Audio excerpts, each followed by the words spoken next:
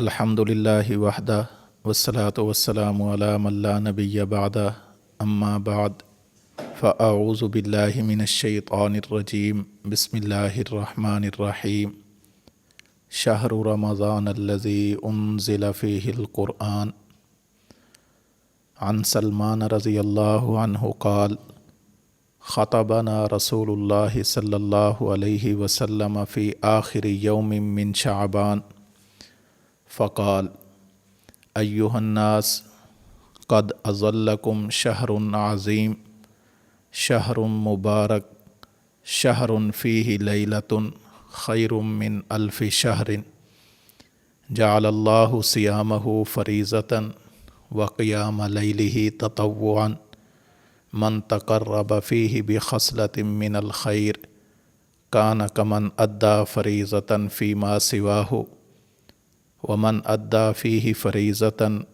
کان کمن ادی 70 فریضۃ فیما سواہ وہو شہر الصبر والصبر ثوابہ الجنہ وشہر المواساۃ وشہر یزداد فیہ رزق المؤمن من فطر فیہ صائما کان مغفرۃ لذنوبہ وعتق رقبتہ من النار وکان لہ مثل اجرہ من غیر ان ینتقص من اجرہ شیء قالوا لیس کلنا نجد ما یفطر الصائم فقال یعطی اللہ ھذا الثواب من فطر صائما علی تمرۃ او شربۃ ماء او مذقۃ لبن اللہم صلی علی محمد وعلی آل محمد کما صلیت علی ابراہیم وعلی آل ابراہیم انک حمید مجید اللہم بارک علی محمد وعلی آل محمد کما بارکت علی ابراہیم وعلی آل ابراہیم انک حمید مجید۔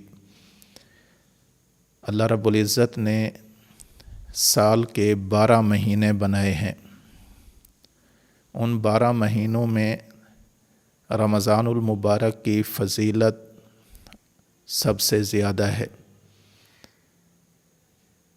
اللہ کے رسول صلی اللہ علیہ وسلم نے اپنے عمل سے بھی اور اپنے فرمان سے بھی رمضان المبارک کے فضائل کو امت کے سامنے پیش فرمایا ہے۔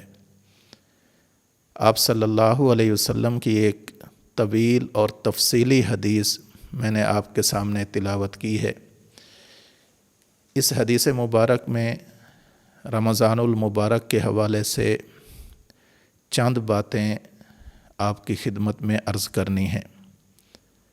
اس حدیث مبارک میں رمضان المبارک کو عظمت والا مہینہ، برکت والا مہینہ، لیلۃ القدر والا مہینہ، فرض روزے والا مہینہ، کثرت ثواب والا مہینہ، صبر والا مہینہ، غمخواری والا مہینہ، رزق میں اضافے کا مہینہ، رحمت، مغفرت اور بخشش کا مہینہ، نرمی والا مہینہ، کلمہ طیبہ اور استغفار کی کثرت والا مہینہ، طلب جنت اور جہنم سے پناہ مانگنے کا مہینہ اور روزہ دار کے اکرام کا مہینہ قرار دیا گیا ہے۔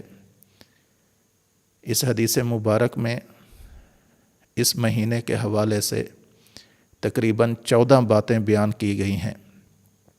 میں انشاءاللہ العزیز مختصر وقت میں ہر ایک کی مختصر سی تشریح ذکر کرتا ہوں۔ سب سے پہلے اللہ کے رسول صلی اللہ علیہ وسلم نے صحابہ کرام رضوان اللہ تعالی علیہم اجمعین کو شعبان کی آخری تاریخوں میں جمع فرمایا اور انہیں احساس دلایا کہ تمہارے اوپر ایک ایسا مہینہ آنے والا ہے، تمہارے پاس ایک ایسا مہینہ آنے والا ہے جو عظمتوں والا ہے، برکتوں والا ہے، اس میں ثواب بڑھا دیا جاتا ہے، رزق بڑھا دیا جاتا ہے۔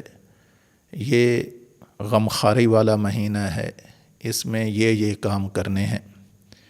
نمبر 1، اللہ کے رسول صلی اللہ علیہ وسلم نے فرمایا شہر عظیم، یہ عظمتوں والا مہینہ ہے۔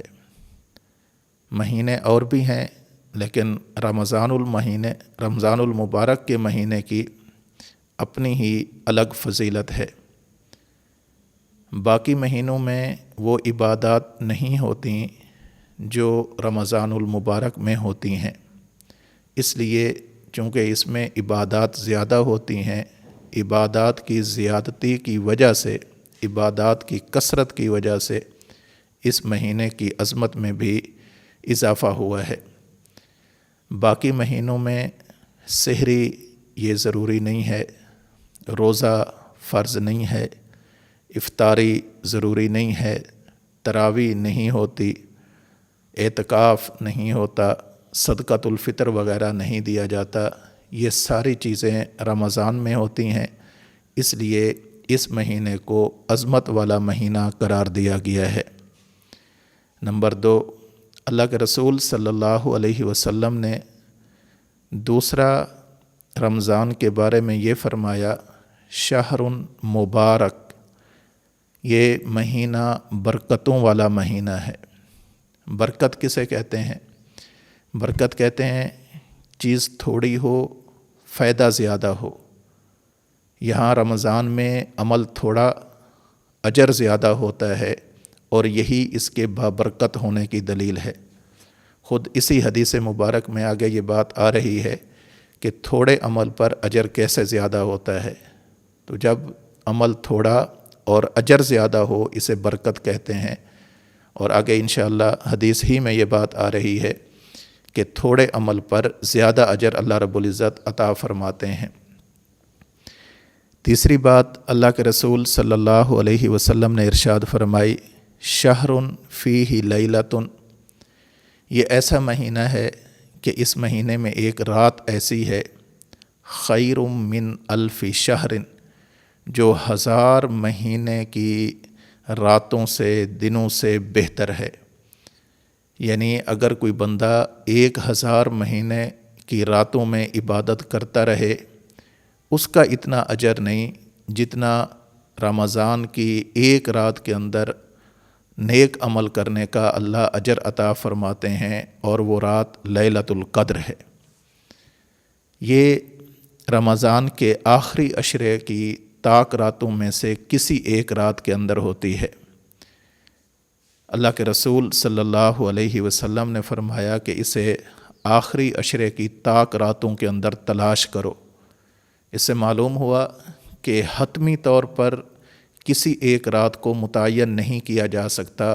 اگر حتمی طور پر کسی ایک رات کو متعین کرنا ہوتا تو اللہ کے رسول صلی اللہ علیہ وسلم خود متعین فرما دیتے، تو لہٰذا اللہ کے رسول صلی اللہ علیہ وسلم کے فرمان کی روشنی میں یہ آخری عشرے کی طاق راتوں میں سے کوئی ایک رات ہو سکتی ہے۔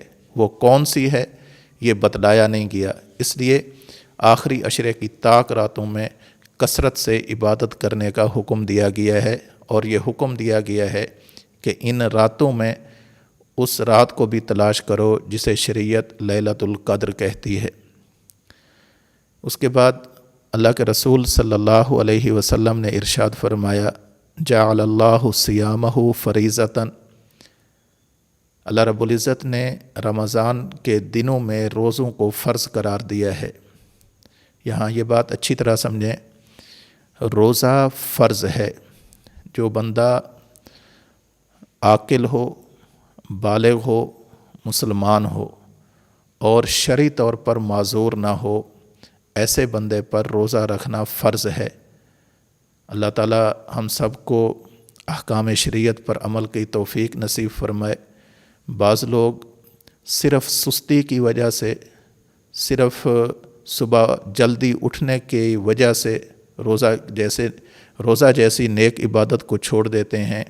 یہ درست عمل نہیں ہے۔ جس طرح نماز چھوڑنے کا گناہ ہے، فرض چھوڑنے کا گناہ ہے، اسی طرح روزہ یہ بھی فرض ہے، اس کو چھوڑنا بھی ویسے گناہ ہے۔ جیسے نماز چھوڑ کر اگر کوئی بندہ بعد میں اس کی تلافی کرنا چاہتا ہے تو اس کی صورت یہ ہے کہ اس نماز کو قضا کے طور پر پڑھے۔ اسی طرح اگر کسی بندے نے روزہ چھوڑ دیا تو اس کے ذمے میں بھی یہ فرض اس وقت تک باقی رہتا ہے جب تک وہ روزہ ادا نہ کر لے۔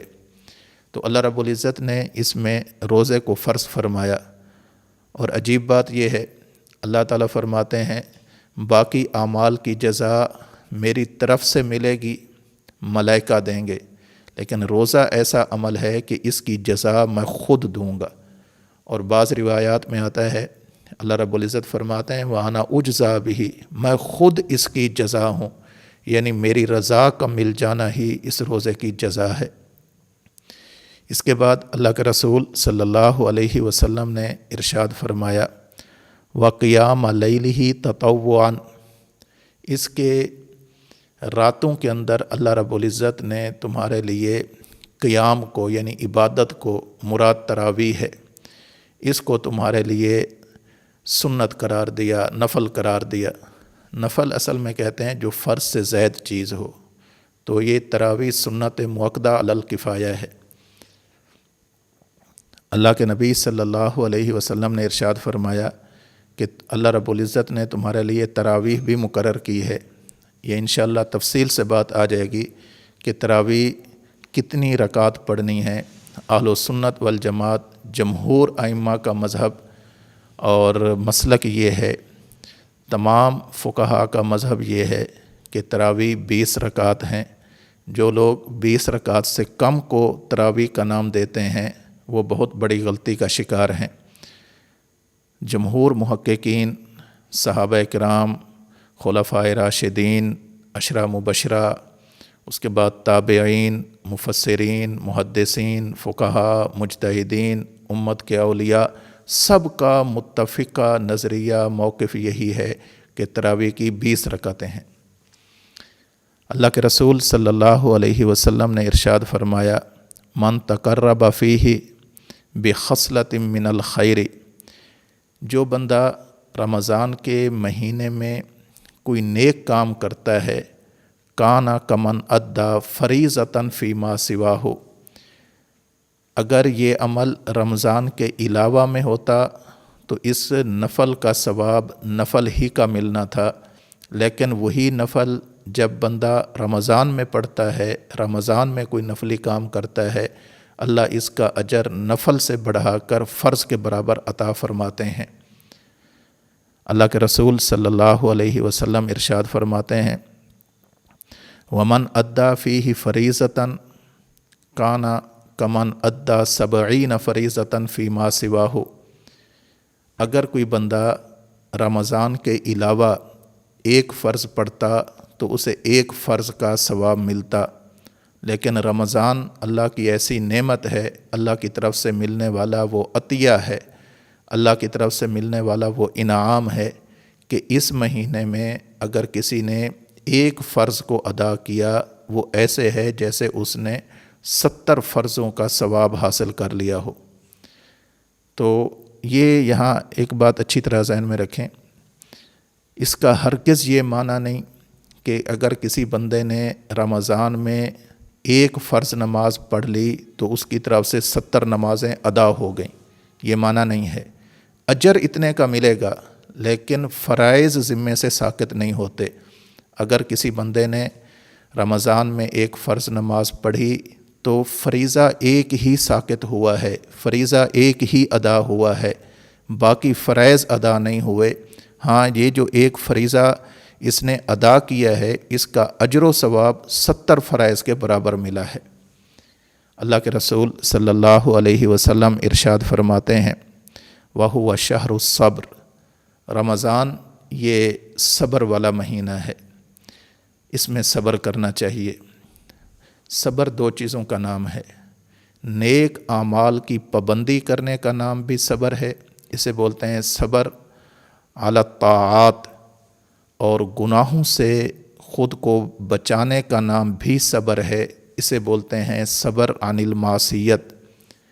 جب بندہ اللہ کا حکم سمجھ کر نیک عمل کرتا ہے، روزہ رکھتا ہے، تو یہ صبر علی الطاعات بھی ہے اور روزہ رکھنے کی وجہ سے جو گناہوں سے رکا ہوا ہے، صبر کیا ہوا ہے، یہ صبر عن المعصیت بھی ہے۔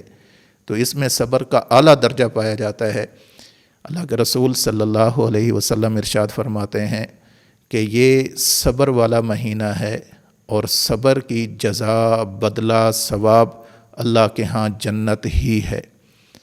اس کے بعد اللہ کے رسول صلی اللہ علیہ وسلم ارشاد فرماتے ہیں وَشَهْرُ الْمُوَاسَات، یہ غمخواری کا مہینہ ہے، خیر خواہی کا مہینہ ہے، ایثار اور ہمدردی کا مہینہ ہے۔ اس مہینے میں جب بندہ دن کو خود بھوکا رہتا ہے تو بھوکے لوگوں کا احساس بھی ہوتا ہے کہ غریب لوگ کیسے بھوکے رہتے ہیں۔ جب بندہ صبح اٹھنے کی مشقت برداشت کرتا ہے تو اس سے بندے کو احساس ہوتا ہے کہ صبح اٹھنے والے لوگ کس طرح مشقت سے کام لیتے ہیں۔ جب بندہ روزہ رکھ کر گناہوں سے بچتا ہے، اس سے یہ احساس ہوتا ہے کہ گناہوں سے بچنے میں نفس کو تکلیف کس قدر ہوتی ہے، تو وہ اللہ کے نیک لوگ جو گناہوں سے بچے ہوئے ہیں وہ اپنے آپ کو کس قدر مشکل سے روکتے ہوں گے۔ اللہ کے رسول صلی اللہ علیہ وسلم ارشاد فرماتے ہیں یہ غریبوں کے دکھ کو اپنا دکھ سمجھنے والا مہینہ ہے۔ یہ مفلس، نادار، غربا، یتامہ، مساکین، مستحق لوگوں کے غموں کو، ان کی پریشانیوں کو اپنی پریشانی اور غم سمجھنے والا مہینہ ہے۔ محض بھوکا پیاسا رہنے کا نام نہیں ہے، بلکہ لوگوں کے احساس کا مہینہ ہے۔ لوگوں کی غربت کا احساس ہو، مفلسی کا احساس ہو، ناداری کا احساس ہو، ان کے غریب مسکین ہونے کا احساس ہو۔ اللہ رب العزت نے روزے میں یہ چیز رکھی ہے، جب بندہ خود روزے سے ہوتا ہے تو دوسرے بھوکے بندے کا، پیاسے بندے کا، غریب بندے کا، یتیم مسکین بندے کا بندے کو احساس بھی ہوتا ہے۔ اور یہ ادیان عالم میں اگر ہم غور کریں تو اسلام کے سوا کوئی دین ایسا نہیں کہ جس دین میں انسان کو غریبوں کے ساتھ احساس کا، ان کے ساتھ اچھے رویے کا، نرم برتاؤ کا، حسن سلوک کا ایسا عظیم درس ملتا ہو جیسا اسلام نے ہمیں دیا ہے۔ اس کے بعد اللہ کے رسول صلی اللہ علیہ وسلم نے ارشاد فرمایا وَشَهْرٌ يُزْدَادُ فِيهِ رِزْقُ الْمُؤْمِنِ، رمضان ایسا مہینہ ہے اس میں مومن بندے کا رزق بڑھا دیا جاتا ہے۔ آپ نے بھی دیکھا ہوگا، ہم بھی دیکھتے ہیں کہ غریب سے غریب بندہ وہ بھی رمضان کے اندر اس کے سامنے انواع و اقسام کی چیزیں آتی ہیں، کھانے کی، پینے کی۔ یہاں ایک بات تو یہ ہے کہ رزق سے مراد کھانے پینے کی چیزیں لے جائیں، دوسرا رزق سے مراد ثواب بھی ہو سکتا ہے کہ اس میں مومن کا رزق بڑھا دیا جاتا ہے، یعنی مومن کے ثواب کو بڑھا دیا جاتا ہے۔ جیسے ابھی یہ بات گزری ہے کہ اللہ کے رسول صلی اللہ علیہ وسلم نے ارشاد فرمایا جو بندہ رمضان میں ایک نفل ادا کرتا ہے اس کو صرف نفل کا نہیں، فرض کا اجر ملتا ہے۔ جو ایک فرض ادا کرتا ہے اس کو صرف ایک فرض کا نہیں بلکہ 70 فرائض کا ثواب ملتا ہے۔ تو یزداد فیہ رزق المؤمن میں جیسے کھانے پینے کی اشیاء شامل ہیں، اسی طرح یہ اجر و ثواب بھی شامل ہے۔ اس کے بعد اللہ کے رسول صلی اللہ علیہ وسلم نے ارشاد فرمایا کہ اس کے 3 حصے ہیں۔ پہلا حصہ ہے کہ جو رحمت کا عشرہ ہے، دوسرا عشرہ مغفرت کا ہے، اور تیسرا عشرہ یہ بخشش کا ہے۔ رحمت کا معنی کہ اللہ رب العزت اپنی نگاہ رحمت سے روزہ دار بندے کو دیکھتے ہیں، میری خاطر میرے حکم کو پورا کرنے کے لیے صبح سویرے اٹھ گیا ہے، سحری کر رہا ہے، نماز کی تیاری کر رہا ہے، مسجد جا رہا ہے، نماز کا اہتمام کر رہا ہے، تلاوت کر رہا ہے، دن بھر کھانے پینے اور جائز جنسی خواہشات سے رکا ہوا ہے، یہ صرف مجھے خوش کرنے کے لیے ایسا کر رہا ہے۔ اور اللہ تو غفور الرحیم ذات ہے، جب اپنے بندے کو دیکھتی ہے کہ مجھے خوش کرنے کے لیے ایسا کر رہا ہے تو اللہ کی ذات خوش ہو بھی جاتی ہے۔ یہ اللہ کی رحمت کو طلب کرنے کے لیے روزہ رکھ رہا ہے، اللہ کی رحمت اس کی طرف متوجہ بھی ہو جاتی ہے۔ پہلے 10 دنوں میں اللہ کی رحمت کا سمندر یوں ٹھاٹھے مار رہا ہوتا ہے۔ اللہ ہمیں ان باتوں کو سمجھنے کی اور ان پر عمل کی بھی توفیق نصیب فرمائے۔ پھر پہلا عشرہ جب گزر جاتا ہے، دوسرا عشرہ آتا ہے، روزے کیوں رکھ رہے ہو؟ اللہ اپنے گناہوں سے معافی چاہتے ہیں۔ اللہ دوسرے عشرے کے اندر گناہوں کی معافی کا اعلان فرماتے رہتے ہیں، اس روزے دار کی بھی بخشش کر دو، اس کے لیے بھی معافی کا اعلان کر دو، اس کی مغفرت کا اعلان کر دو۔ اور جب تیسرا عشرہ آتا ہے تو اللہ رب العزت ملائکہ کو حکم دیتے ہیں کہ ان کے نامہ اعمال سے گناہ مٹ چکے ہیں، اب ان کے لیے بخشش کا فیصلہ ہے، یعنی یہ جہنم سے آزاد ہو کر جنت کے اندر جائیں گے، جہنم سے بچ کر جنت کے اندر جائیں گے۔ میری بخشش اور عطا ان کے لیے یہ ہے کہ یہ اب جہنم والے نہیں رہے بلکہ جنت والے بن گئے ہیں۔ اس کے بعد اللہ کے رسول صلی اللہ علیہ وسلم نے ارشاد فرمایا، یہ ایسا مہینہ ہے کہ اس میں نرمی کرنی ہے۔ اگر گھر کا سربراہ ہے، گھر والوں پر نرمی سے کام لے، ان کو ایسی مشقت والے کام نہ بتائے جس کی وجہ سے روزے کے ساتھ وہ مشقت والے کام کرنا مشکل ہو جائیں۔ کوئی کسی ادارے کا سربراہ ہے، وہ اپنے ماتحت لوگوں سے بہت سخت کام نہ لے کہ جو روزہ رکھ کر سخت کام کرنا ان کے لیے مشکل ہو جائے۔ اللہ کے رسول صلی اللہ علیہ وسلم ارشاد فرماتے ہیں، یہ مہینہ ایسا ہے کہ اس میں نرمی سے کام لو، نرمی سے کام لوگے اللہ رب العزت تمہارے ساتھ بھی نرمی والا برتاؤ کریں گے۔ اس کے بعد اللہ کے رسول صلی اللہ علیہ وسلم نے ارشاد فرمایا، اس مہینے کے 2 وظیفے ہیں۔ عام طور پر لوگ پوچھتے ہیں جی رمضان کا وظیفہ کون سا ہے؟ ایک بات وہ ہے جو میں بتاؤں، کوئی دوسرا عالم بتائے، ایک بات وہ ہے جو خود اللہ کے رسول صلی اللہ علیہ وسلم ارشاد فرماتے ہیں۔ اللہ کے رسول صلی اللہ علیہ وسلم ارشاد فرماتے ہیں، یہ اس مہینے میں کلمہ طیبہ اور استغفار یہ کرنا ہے، لا الہ الا اللہ، لا الہ الا اللہ محمد الرسول اللہ، اس کلمہ طیبہ کی کثرت کرنی ہے۔ اور دوسرا استغفار کی کثرت کرنی ہے۔ استغفار کا مطلب ہوتا ہے اللہ سے اپنے گناہوں کی معافی مانگنا، اللہ مجھ سے گناہ ہو گئے ہیں، آپ معاف فرما دیں۔ یہ مفہوم ذہن میں رکھ کر اب یہ الفاظ کہنا، استغفر اللہ، اللہ میں اپنے گناہوں کی آپ سے معافی چاہتا ہوں، یہ مفہوم ذہن میں رکھ کر اللہ کے سامنے یہ کہنا، استغفر اللہ تعالی ربی من کل ذنب و اتوب الیہ، یا دوسرے جو استغفار کے حدیث مبارک میں الفاظ ملتے ہیں وہ پڑھ لینا۔ تو اس میں 2 وظیفے ہیں۔ نمبر 1 جو اللہ کے رسول صلی اللہ علیہ وسلم ارشاد فرماتے ہیں کہ کلمہ طیبہ کا استغفار کرو، کلمہ طیبہ لا الہ الا اللہ محمد الرسول اللہ۔ نمبر 2 استغفار کی کثرت کرو۔ اور دوسری 2 چیزیں اور بھی اللہ کے رسول صلی اللہ علیہ وسلم نے ذکر فرمائی ہیں، وہ کیا ہیں کہ اس مہینے میں اللہ سے جنت کو طلب کرو، جنت مانگو، اللہ ہمیں جنت عطا فرما، اللہ ہمیں جنت عطا فرما، اللہ ہمیں جنت عطا فرما، جنت مانگو، کیونکہ جنت اللہ کے انعام کی جگہ ہے، اللہ کے دیدار کی جگہ ہے، اللہ کی رضا کی جگہ ہے۔ نبی کریم صلی اللہ علیہ وسلم دیگر انبیاء کے پڑوس کی جگہ ہے، اللہ کی رضا کی علامت ہے، اللہ کے انعامات کی جگہ ہے۔ یہ جنت مانگو، اللہ کی رحمت متوجہ ہو چکی ہے، اللہ تمہارے گناہوں کی مغفرت بھی فرما رہے ہیں، بخشش کے فیصلے بھی فرما رہے ہیں۔ تو اللہ کی رحمت پورے جوش و خروش میں ہے، اللہ کی رحمت کا سمندر یوں ٹھاٹھے مار رہا ہے۔ اس اللہ کی رحمت جب متوجہ ہو چکی ہے تو اب اللہ کی رحمت سے اللہ کی جنت مانگ لو، اور اللہ سے جنت مانگتے ہوئے اللہ کی جہنم سے پناہ مانگو۔ اللہ ہمارے اعمال اس قابل تو نہیں کہ ہم جنت مانگیں، لیکن تیرے حبیب نے فرمایا ہے کہ جنت مانگو، ہم مانگ رہے ہیں۔ اللہ ہمارے اعمال تو اس قابل ہیں کہ جس کی وجہ سے ہم جہنم کے مستحق ہیں، لیکن تیرے حبیب نے فرمایا ہے کہ جہنم سے پناہ مانگو۔ اللہ ہم جہنم سے پناہ مانگتے ہیں، ہمیں جہنم سے پناہ عطا فرما۔ اللہ جنت بھی عطا فرما دیتے ہیں، جہنم سے پناہ بھی عطا فرما دیتے ہیں۔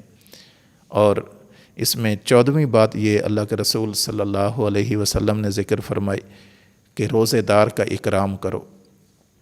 ایک بندہ روزے دار ہے، اس کا روزہ افطار کرا دو۔ روزے دار کا روزہ افطار کرانا اللہ کے ہاں اتنا بڑا اجر ہے، جیسے اس روزہ دار کو اللہ ثواب عطا فرماتے ہیں، روزہ افطار کرانے والے کو بھی اللہ اتنا ہی اجر عطا فرماتے ہیں۔ لیکن یہاں بھی ایک مسئلہ ذہن میں رکھیں، اگر کوئی شخص خود روزے دار ہے، دوسرے روزہ دار کو روزہ افطار کرا رہا ہے، اس کے لیے اللہ اس کو اتنا ہی اجر عطا فرمائیں گے جتنا روزے دار کو عطا فرمایا ہے۔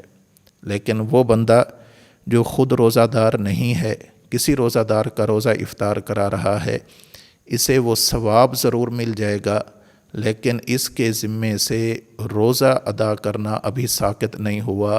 یہ جو فرض روزہ اس نے رکھنا تھا وہ اس کے ذمے اب بھی باقی ہے۔